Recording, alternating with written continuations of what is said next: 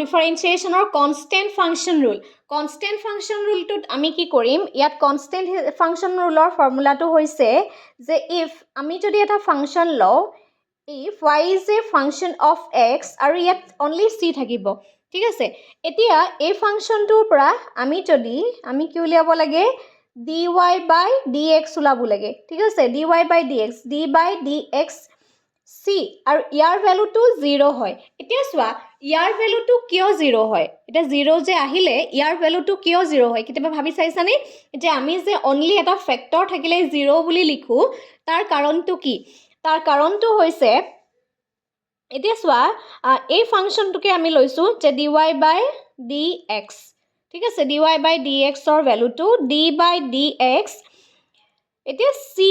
তাৰ মানে ইয়াৰ লগত 1 এটা আছে যেটো c into 1 আমি 1 টো মাল্টিপ্লাই কৰি পেলে 1 ৰ লগত c মাল্টিপ্লাই কৰিলেও কি হয় 1 হয় এটা c1 তাৰ মানে dy by dx c into 1 কি হয় যিকোনো এটা ফাংচনৰ ওপৰত যদি আমি নট লিখি দিও যিকোনো এটা ফাংচনৰ ওপৰত যদি আমি নটটো লিখি দিও তেতিয়া হলে কি হ'ব তাৰ ভ্যালুটো 1 হয় হয়নে নহয়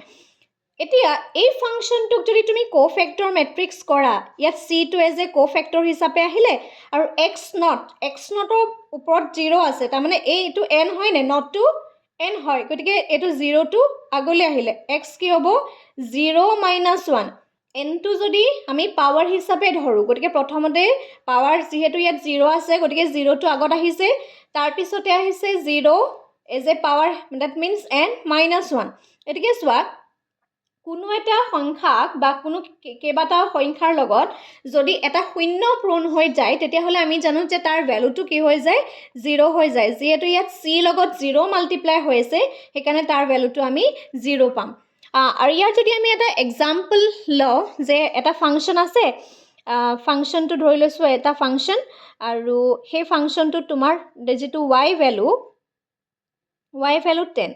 find dy by dx গতে এই ভ্যালুটো তুমি dy by dx যদি কৰিবা তেতিয়া হলে কি হ'ব d by dx = 10 গতে ইয়াৰ ভ্যালুটো কি হৈ যাব 0 হৈ যাব আৰু এইটোকে কোৱা হয় কনষ্টেণ্ট ফাংচন ঠিক আছে কোফেক্টৰ নহয় কনষ্টেণ্ট ফাংচন আৰু কনষ্টেণ্ট ফাংচনটো কিয় 0 হয় হেতু আমি এনে ধৰণে প্ৰুফ কৰি চাব পাৰো ঠিক আছে এইটো কনসেপ্ট বুজি পাইছানে কমেন্ট কৰি জনাবা